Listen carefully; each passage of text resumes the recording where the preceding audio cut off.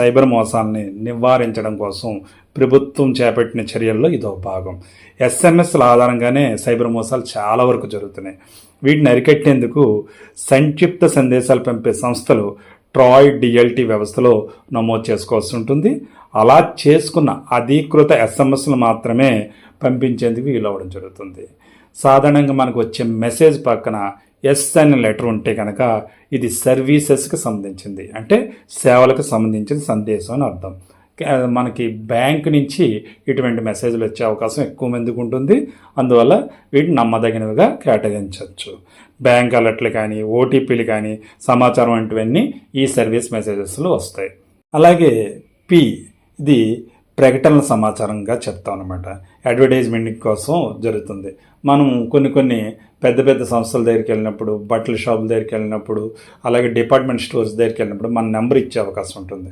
ఆ నెంబర్ ఇచ్చినప్పుడు వారు ఆఫర్స్ తెలియజేసేందుకు గాను, డిస్కౌంట్స్ తెలియజేసేందుకు గాను ఈ పి అనే మెసేజ్ ద్వారా మనకు పంపించడం జరుగుతుంది.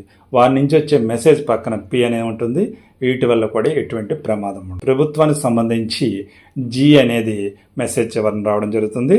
ఇది ఆధార్ ఓటీపీలు కానీ, ఈపీఎఫ్ఓ, ఇతర ప్రభుత్వ సంస్థలు పంపేవన్నీ దీంట్లో జీ అనే మెసేజ్తో ఎండింగ్ జీ లెటర్ జీ తోటి ఉంటాయి. ఇవి వస్తుంటాయి. వీటిని కూడా పూర్తి స్థాయిలో నమ్మచ్చు. ఇంకా మనకి బిల్ పేమెంట్ చేసిన తర్వాత బిల్ ఓకే అయిందని, ట్యాక్స్ చెల్లించామని టీ అనే రూపంలో ఆర్డర్ కన్ఫర్మేషన్లు, బిల్లులు చెల్లింపులు తదితరాలు ఇట్లా ఏమిటి అడ్రస్ చివరిలో ఉంటాయి. అందువల్ల ఒకవేళ ఈ లెటర్స్ కాకుండా పర్సనల్గా వేరే మెసేజ్లు వస్తున్నాయంటే ఒక్కసారి సందేహించవలసిందే. దాన్ని 1-2 సార్లు ఆలోచించి క్లిక్ చేయవలసి ఉంటుంది. అందువల్ల సమాచారాన్ని అంతా పూర్తిగా చదవండి.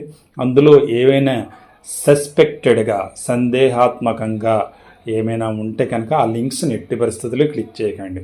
ఒకవేళ క్లిక్ చేయవలసిన అవసరం ఏమైనా అనిపిస్తే ఆ లింక్లోని అడ్రస్ని జాగ్రత్తగా ఒక పేపర్ మీద రాసుకుని దాన్ని మీ గూగుల్ బ్రౌజర్ నుంచి టైప్ చేసి మాత్రమే చెక్ చేసుకోండి.